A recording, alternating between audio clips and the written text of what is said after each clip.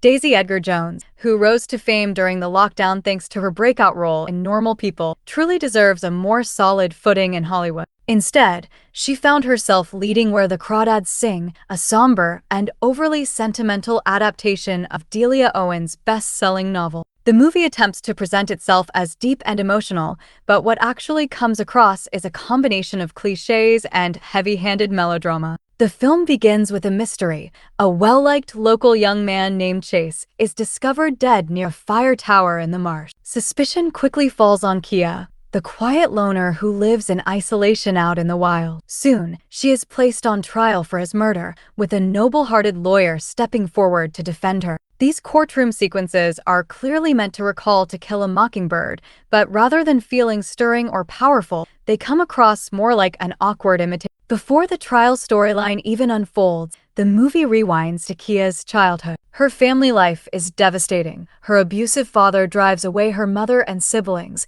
leaving her to fend for herself in the marshlands. She is forced to raise herself, making a living by selling muscle to local shops and filling notebooks with detailed sketches of wildlife. The townspeople never truly accept her, treating her with cruelty, suspicion, and condescension. She does, however, experience some kindness from a black couple who run the local store, though they too endure prejudice from the community. The narrative then shifts into a love triangle. First, there's Tate, the kind-hearted young man who shares Kia's passion for nature, but eventually departs for college, leaving her behind. Then comes Chase, the popular, charming athlete on the surface, who ultimately reveals himself to be manipulative and toxic. And naturally, when Chase turns up dead, the town assumes Kia must be responsible. The movie tries to juggle multiple genres, romance, mystery, and even a coming-of-age element, but never really manages to succeed at any of them. Admittedly, the marshland setting is beautifully captured on screen,